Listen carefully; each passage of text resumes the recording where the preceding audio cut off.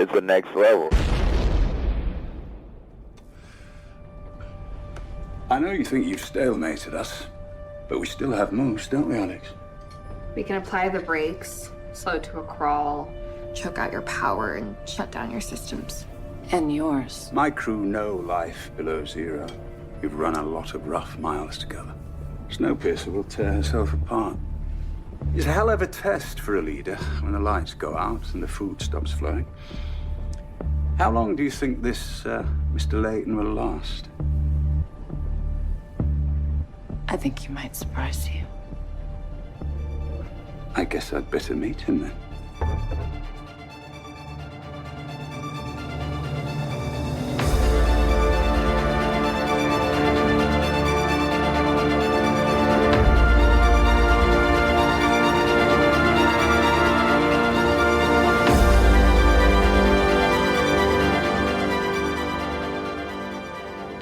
Welcome back to the show, panelers. I'm Steve. And I'm Kat. That's right. This week we are joined by the lovely Kat. And thank you so much, Kat, for joining me for this discussion of Snowpiercer, Season 2, Episode 2. Before we get started, just so everybody is clear and knows what's going on, this will be a spoiler-full podcast for Snowpiercer, Season 2, Episode 2, Smolder to Life. And I was a little concerned when I put this in the doc because for some reason, the IMDb title has Smolder spelled with a U, but yet every time they said Smolder in the show, there was no U in it. So I don't know which is the correct spelling. It's not underlined on the doc, so I guess it can be spelled both ways. It must be one of those weird words that you can spell. So, well, and Steve, no one can see the doc, so they wouldn't know how you spelled it. It's true. Way. That's why I have to tell them. I have to tell them these little details because they don't see the doc. See, so of course. But it is. How did I miss that? Exactly. So a quick synopsis for this episode was: an exchange is made between the two trains, but a greater revelation might be just over the horizon. So what did you think of this episode, Kat? I liked it.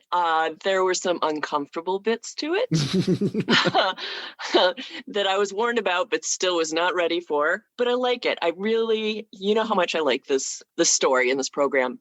But they seem that they can just put so much story in one episode and do it so well. Other shows and other producers or directors might stretch this out. This could have been 3 episodes. Absolutely. I was really amazed that we get the confirmation. I think this is down in my notes, but I'm going to say it now. We get the confirmation that the world is coming back to life right away, right here in episode 2. And I was really surprised that we got that for sure, for them going, yes, this is actually happening. But I understand because they're setting up for the entire season.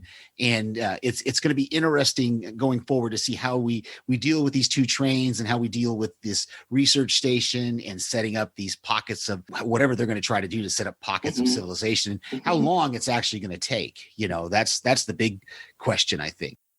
Yeah, and well, the way they have handled this and the way they moved through the story in the first season, you know, a lot of people were worried it was just going to be a detective on a train story. Right. But I have faith that they're going to do this and do it well with all 3 locations, or both trains and the station.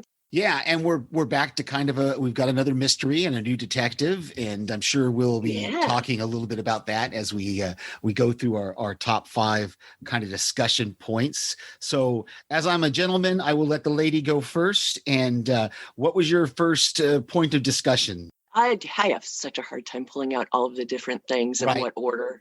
I guess and the first thing I have here is just getting slapped in the face with how ruthless and sadistic but still charismatic that Mr. Wilford is. You know, we're learning more about him. Sean Bean's doing a great job. But boy, we did get to learn more about what goes on that train on Big Alice and some of the things they've been doing. Mm-hmm. Yeah, and I'll refigure some of mine because Mr. Wilford was my one of mine as well, and it's just amazing how he's got this very calculating way about him, but it's definitely a cult leader kind of vibe, and we can see that even there's people, even though it's been, whatever did they say, 17 years? 7 years. 7 years. I'm sorry. Yeah. 7 years since they've actually seen Mr. Wilford, but yet they're still holding up his little salute thing. He has this subtle way of trying to undermine Leighton. He keeps calling him king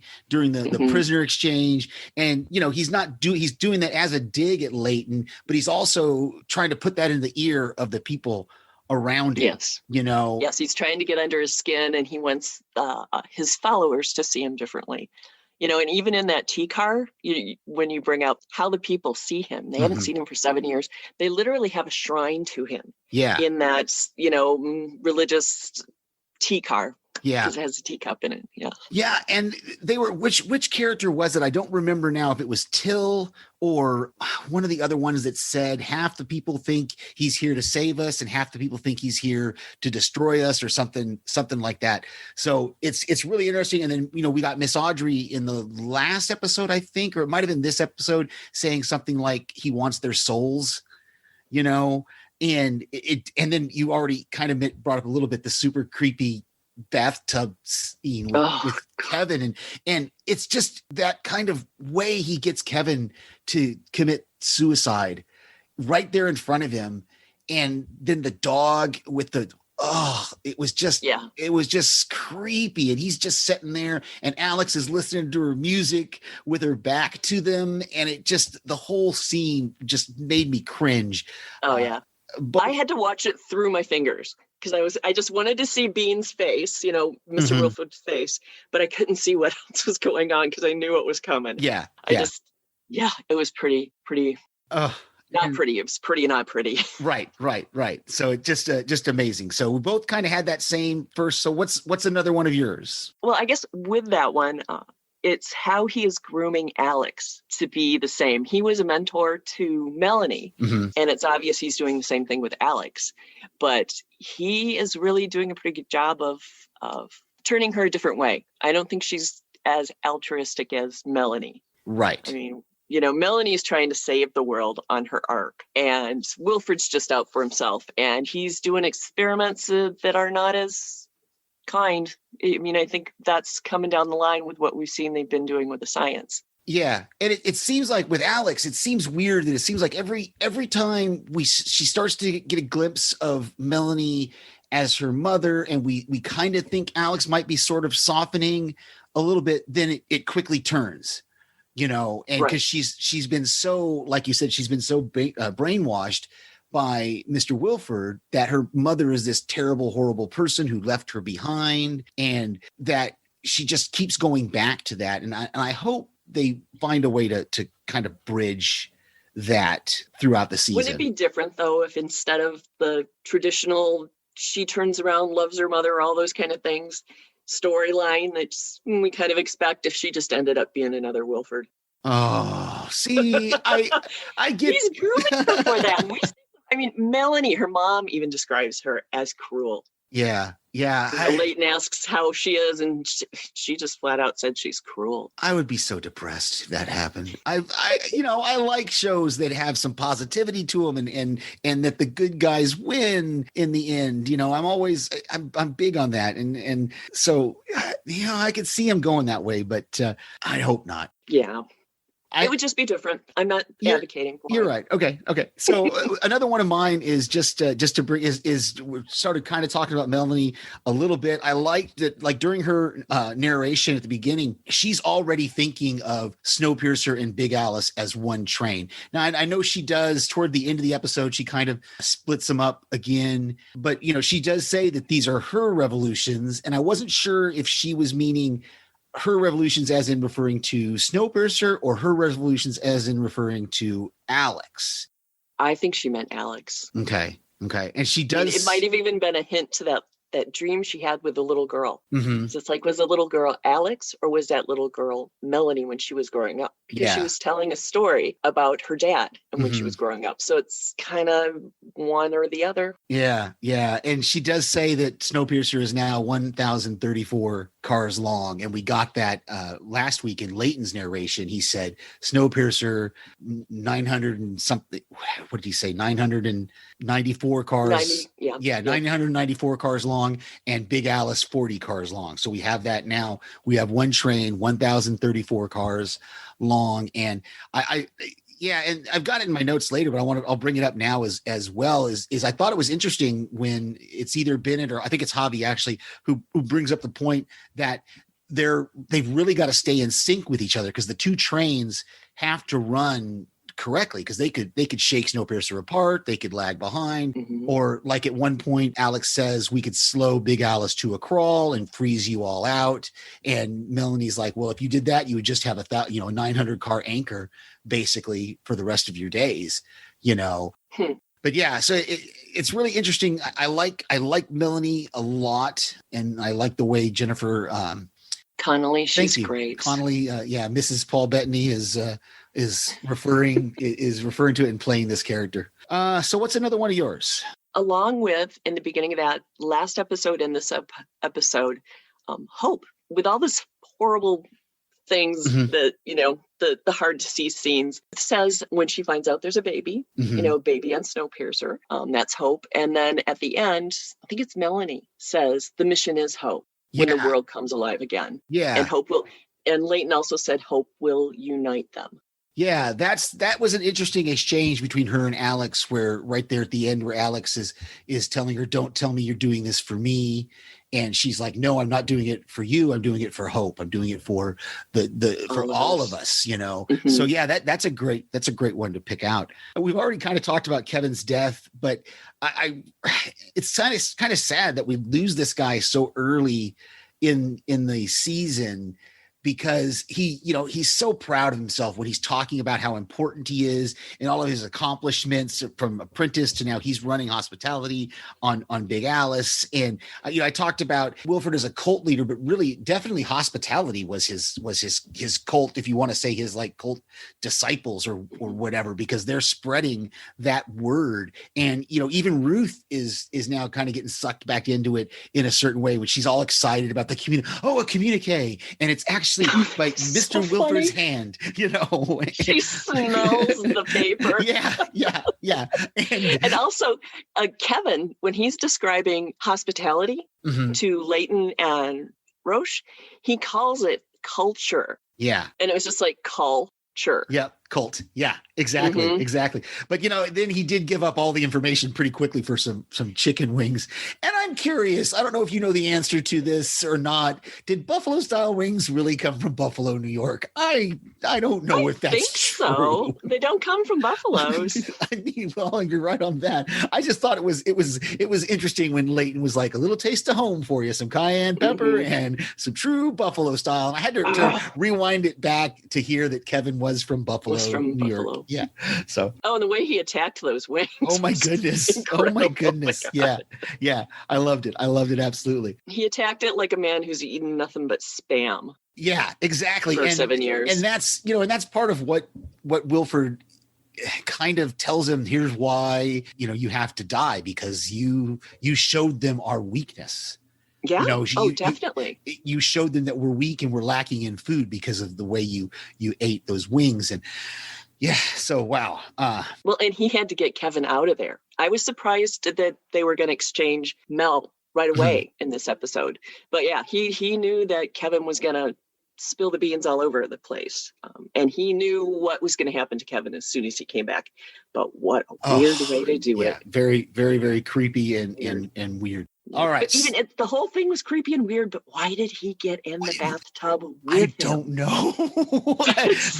The only reason I can think of is that, some cult leaders, and I'm going to keep calling him that because I think that's really what some cult leaders are so into that persona that even they don't realize that it's a front, Definitely no boundaries, which would also fit the definition of a cult leader. Exactly. Very strange. All right. Moving on. So what's another one of yours? Just get some more there. Yeah, the one point I had after Hope and the baby, and this comes on later when we discover that someone's still alive, is that Wilford is going after Leighton. He definitely wants to eliminate him as quickly as he can.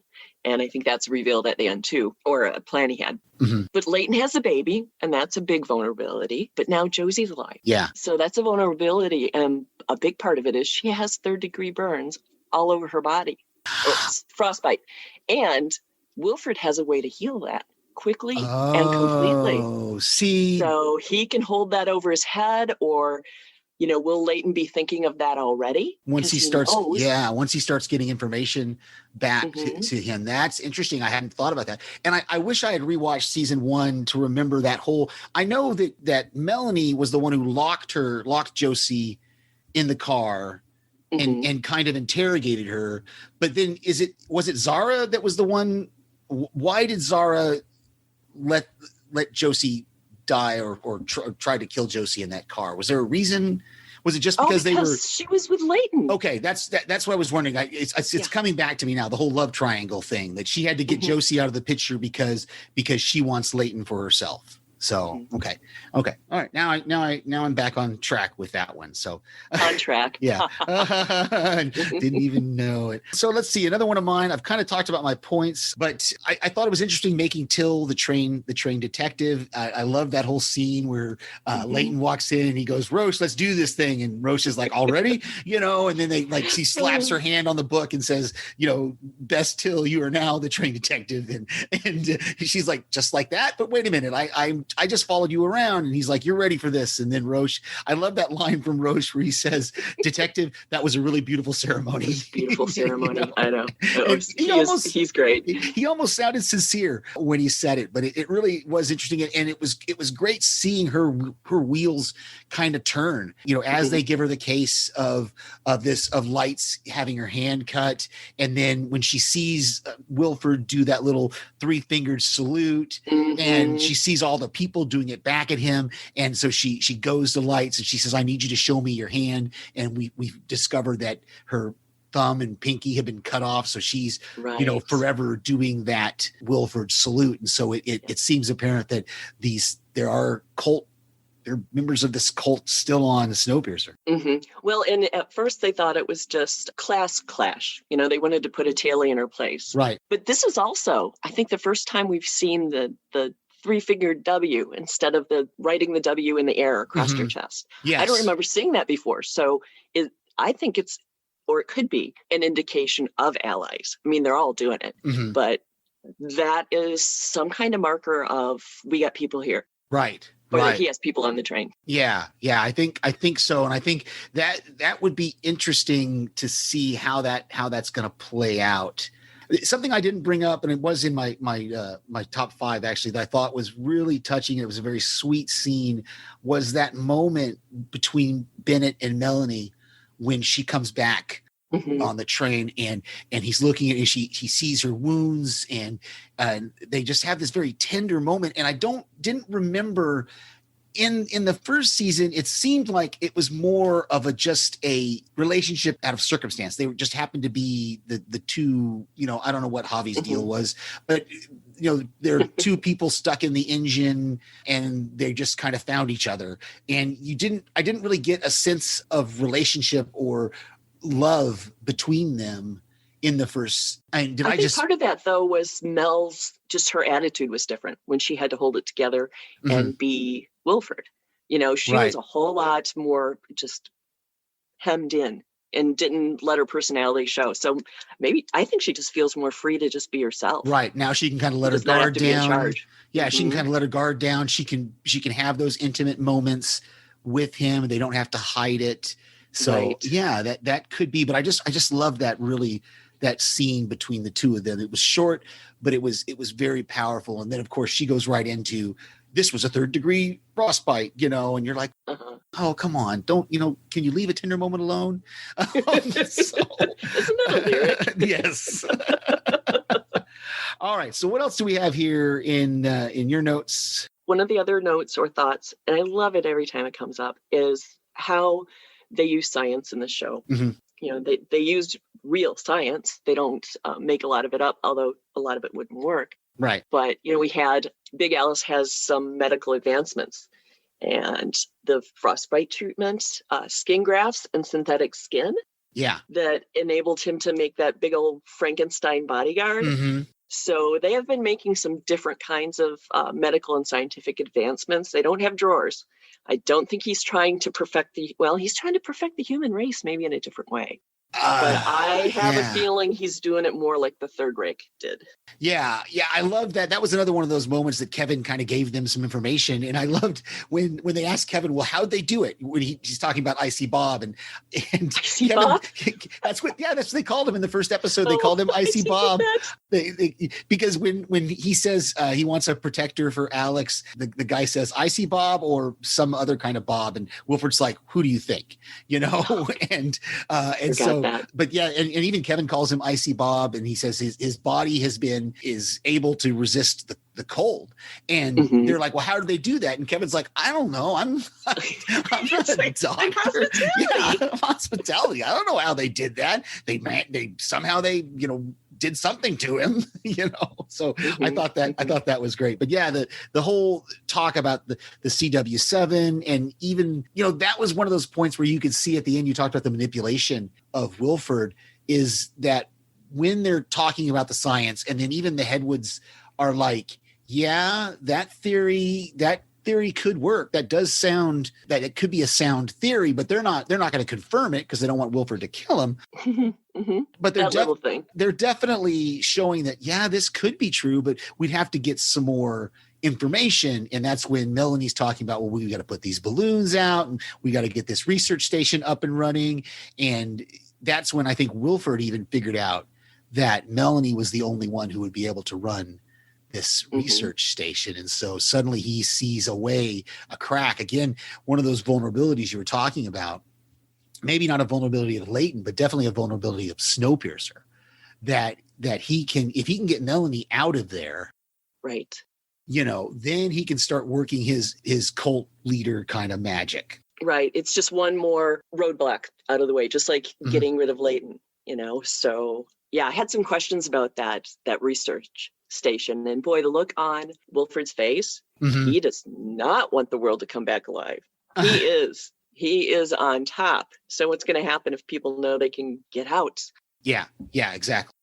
The only other note I have or number, I think I've covered all my numbers. And the only other note I have is, did you figure out what was the purpose of Alex bleeding on the floor and then like slapping the wall with her bloody hand? Were they trying to map out the train maybe? Or we can, I think that, cutting her hand was a reaction. I don't think she was supposed to. I think she just grasped that razor so hard. Okay. That it started to bleed. And did you notice what was happening the moment she held it so tight that her hand started to bleed? No, that's what I missed out on both times I was watching. I couldn't figure it out. It was when they were doing all the negotiation. And I think they had decided Mel was going to go to the station. But Wilford gets up and he's talking, he starts in on his big speech and all those things. But he walks close to her. And he says, now, because she kept working her way closer and closer to Leighton. And she smuggled that in for a reason. And she's looking around and there's a lot of noise and excitement. And he's real close to her and he just says, now. So I think the plan is an assassination. That she was to get close to Leighton and kill him. And kill him with that razor. And when they didn't know she was going to have hope. Right. That somebody was going to bring up the world's coming alive. Yeah. So I just think she was reconsidering. I mean, it was an emotional reaction, I think, just grasping it tight. But yeah, why she slapped it on the wall? Yeah, I don't know. Because she's a teenager and she was mad. I mean, it could be something simple like that. I don't know. Maybe it'll come out later, but yeah. I think that is all I have. And we've talked about everything else that I've got for the episode.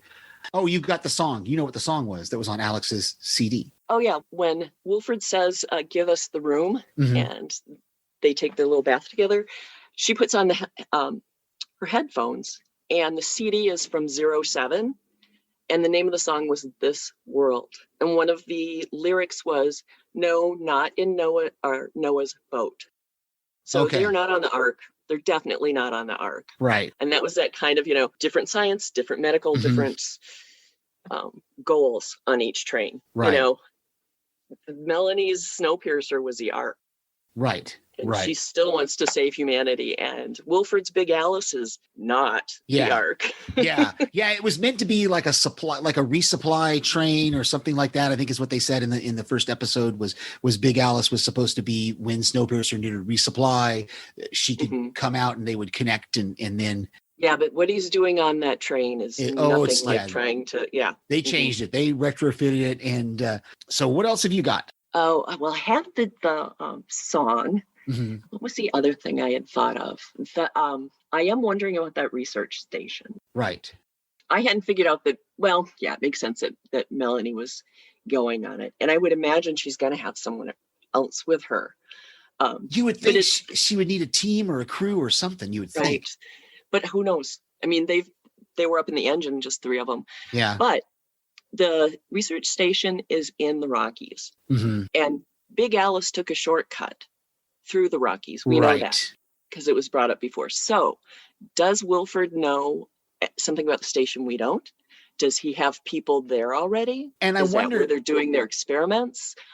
I wondered about that because I think it seemed like he seemed to stop the head words when they started to say something when she mentioned that station, and he stopped them from saying anything. So you could be onto something there that he may already, or they may have already picked that research station clean, or but I tried to pick it up both times I watched it, understand what the plan was that she was talking about and how they were going to manage to get back to that station.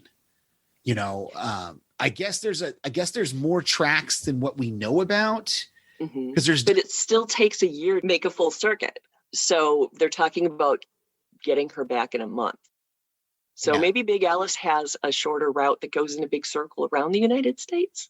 That's I hope they reveal to us, because I never did figure out last season exactly what the route was that they were taking. We get glimpses of it, when we see maps and stuff, but it didn't it wasn't really clear. And I know in the movie it seemed like they were circumnavigating the globe. I think they are in the show too, but I don't think Big Alice is actually. No, I don't think Big Alice is. So there must be other tracks still out there available that they can. Well, right, and one of his crew said that Big Alice could get in there and do something that it's not 1,000 cars long, so they could get through different passes and on different tracks that Snowpiercer can't. Right. Okay. So that's just going to be something more that we get revealed throughout the rest of the season. Yeah. Well, and there was just one little part with Wilford and his allies that I thought of with in the movie, Wilford's in front and they have a radio. So he has this secret ally that nobody knew about. So I'm wondering if his main ally on Snowpiercer is going to be someone we never expect. Right. Someone who's been in or who's going to be in contact with him. Could be interesting. That would be echoing the movie. Yeah. I mean, right. Okay. Well, I think if we've got all that, let's, we've only got a few little quotes here. So why don't you say yours and then I'll give mine. Yeah.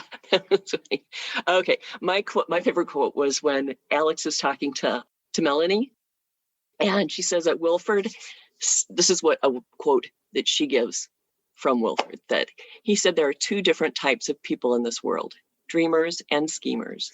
Dreamers can build the world up and schemers just slither along. Yeah. And I definitely think she was definitely pointing that directly at Melanie. So, right. But who she thinks she is and who Wilford would consider, which of the 2 is kind of funny. Yeah. And I have another one from Alex as well, is that when she's having that exchange with Melanie and she says, I think he says a lot when he's high. So, and we do see him smoking the marijuana early in the episode and stuff. So it's definitely there.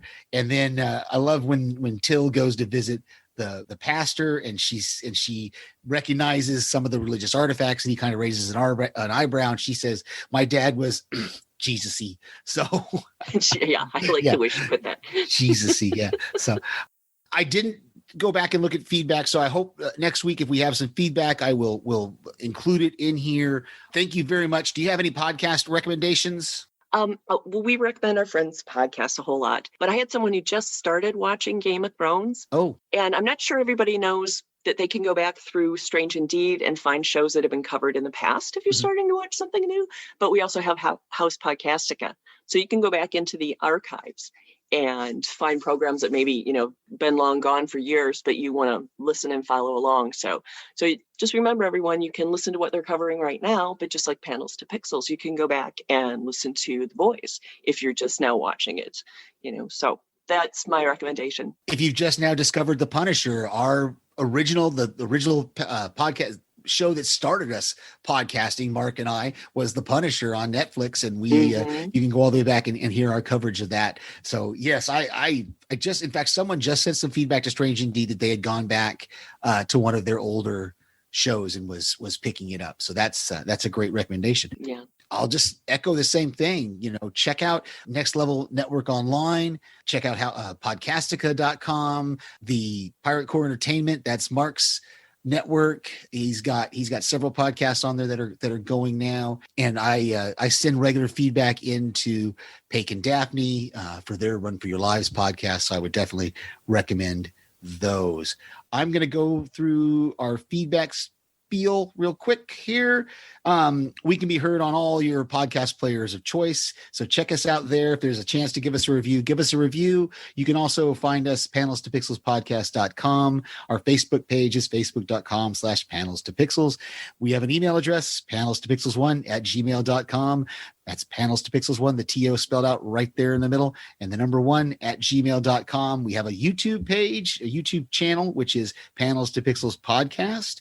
So go out there, give us a thumbs up. You can subscribe and check it out. Next week, I will be back with another guest reviewing and talking about episode 3 of Snowpiercer season 2. Mark will be covering WandaVision. He will be recording for WandaVision episode 5 on Monday night. He's going to be recording, I believe, with Paik and Jason. So you may have already, depending on how he puts these podcasts together, you may have already heard that, or you may be about to hear it. And of course, thank you so much, Kat. What else are you doing? Where else can our listeners hear you? Well, I'm just doing a little guest hosting, like here on Panels to Pixels. And you mentioned Pirate Core Entertainment. I'll be doing a little something on Adrenaline Cinema and Run for Your Lives and having fun. Otherwise, if you guys want to listen to me, you just need to come out to Wisconsin and hang out on my farm.